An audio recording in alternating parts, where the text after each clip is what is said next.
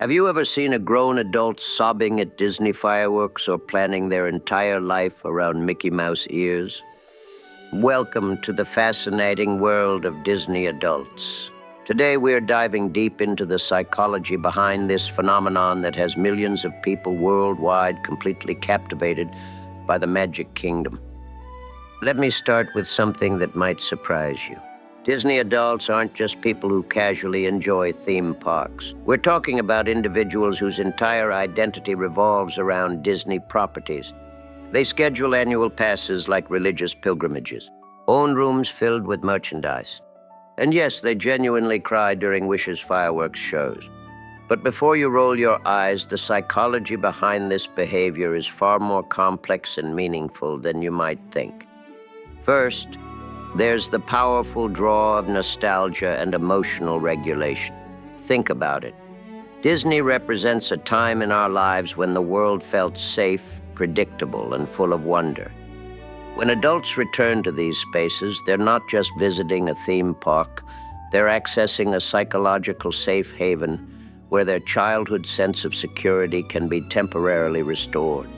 But here's where it gets really interesting from a psychological perspective. Disney has masterfully created what researchers call a controlled environment for emotional experience. Every detail, from the carefully orchestrated music to the specific color palettes, is designed to trigger specific emotional responses. This isn't accidental. It's psychological engineering at its finest. The parks function as massive sensory regulation systems that help adults temporarily escape the overwhelming complexities of modern life. There's also a fascinating spiritual component that many people overlook. Religion studies professor Jody Eichler-Levine points out that Disney parks serve quasi-religious functions for many visitors. People don't just celebrate at Disney, they mourn lost relatives there. They announce pregnancies, mark surviving cancer, and take final trips before they die. These aren't just theme park visits, they're meaningful rituals that provide the same emotional framework that traditional religions offer to their followers. The community aspect cannot be understated either. Disney adults have created incredibly tight-knit communities, both online and in person. These groups provide belonging, shared identity, and social connection around a common passion.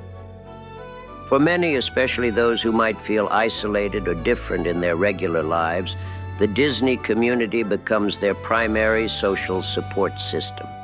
They speak the same language, share the same values, and understand each other's enthusiasm without judgment. Now let's address the elephant in the room, the criticism. Disney adults face significant social stigma, often being labeled as immature, weird, or even creepy. But here's what the psychology tells us about this reaction. When we see adults engaging with something associated with childhood, it challenges our cultural scripts about maturity and appropriate behavior. This creates cognitive dissonance that many people resolve by dismissing Disney adults rather than examining their own relationship with joy and wonder. There's actually something profound happening here that relates to a concept called neoteny, the retention of juvenile characteristics into adulthood. Research suggests that maintaining some childlike qualities, curiosity, playfulness, and wonder is actually associated with better mental health, creativity, and life satisfaction. Disney adults might be onto something that the rest of us have lost. However, like any intense interest, Disney fandom exists on a spectrum. At the healthy end, you have people who find genuine joy, community, and meaning in Disney experiences. They use it as a form of stress relief and emotional regulation. But at the extreme end, some individuals become so obsessed that it interferes with their relationships, finances, and daily functioning. They might exhibit entitled behaviors in the parks, become aggressively defensive about any changes to Disney properties, or prioritize Disney over essential life responsibilities. The commercialization aspect adds another layer of psychological complexity. Disney has created a feedback loop where emotional attachment drives consumption, which then reinforces the emotional attachment. Some Disney adults spend thousands of dollars annually on merchandise, trips, and experiences. This can become problematic when the spending is compulsive or when people derive their self-worth from their ability to consume Disney products. But here's what I find most fascinating about Disney adults from a psychological perspective. They represent a form of resistance against societal pressure to abandon joy and wonder as we age. In a world that often demands we become cynical, stressed, and overly serious, Disney adults have chosen to prioritize happiness and magic. That takes a certain kind of courage, even if it doesn't always manifest in healthy ways. The phenomenon also reflects broader changes in how we think about adulthood and life stages. Previous generations had more rigid expectations about adult behavior, but millennials and Gen Z have increasingly rejected these arbitrary rules. Disney adults are part of a larger cultural shift toward authentic self-expression, regardless of whether it fits traditional adult expectations. So what does this all mean? Disney adults aren't just obsessed fans, they're people seeking connection, meaning, comfort, and joy in a world that can feel chaotic and overwhelming. While some take it to unhealthy extremes, many are simply accessing something that brings them genuine happiness and community.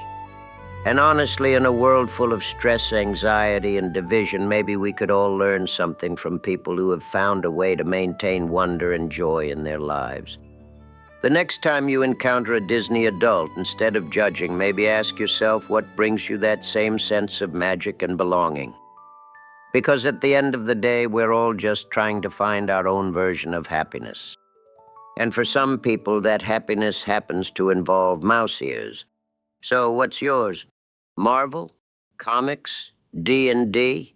Fantasy football? Maybe your favorite sports team? Comment below and tell me what your version of magic is.